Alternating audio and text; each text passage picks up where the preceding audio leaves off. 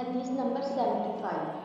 ایک مرتبہ رسول کریم صلی اللہ علیہ وآلہ وسلم مجھے سینے سے لگایا اور دعا دیتے ہوئے فرمایا کہ اے اللہ اسے علم، کتاب، قرآن عطا فرمائے۔ حدیث نمبر 76۔ میں ایک مرتبہ گدھی پر سوار ہو کر چلا۔ اس زمانے میں بلوغ کے قریب تھا۔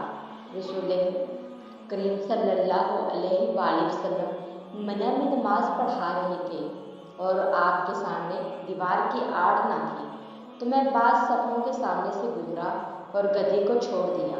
وہ چلنے لگی جبکہ میں اس صف میں شامل ہو گیا، مگر کسی نے مجھے اس بات پر ٹوکا نہیں۔ حدیث نمبر 77۔ ایک مرتبہ رسول کریم صلی اللہ علیہ وآلہ وسلم نے ایک ڈول سے منہ میں پانی لے کر میرے چہرے پر کلی فرمائی اور میں اس وقت 5 سال کا تھا۔ حدیث نمبر 78۔ حدیث نمبر 79۔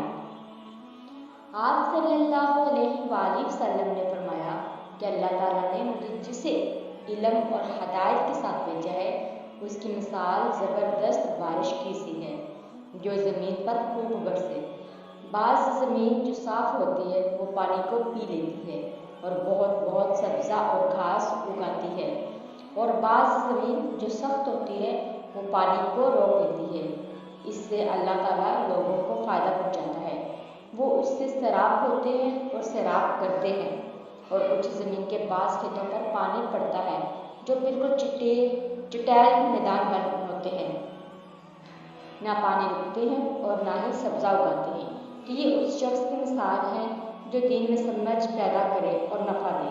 اس کو وہ چیز جس کے ساتھ میں مبعوث کیا گیا ہوں اس نے علم دین سکھایا، اور اس شخص کی مثال جس نے سر نہیں اٹھایا یعنی توجہ نہیں کی، اور جو ہدایت دے کر میں بھیجا گیا ہوں اسے قبول نہیں کیا۔ حضرت امام بخاری رحمۃ اللہ فرماتے ہیں کہ اپنے ساتھ میں ابو اسامہ کی روایت سے قبولیت ماں کا لفظ نقل کیا ہے۔ کہا اس خطہ زمین کو کہتے ہیں جس پر پانی چڑھ جائے مگر ٹھہرے نہیں، اور صنف اس زمین کو کہتے ہیں جو بالکل ہموار ہو۔ حدیث نمبر 80۔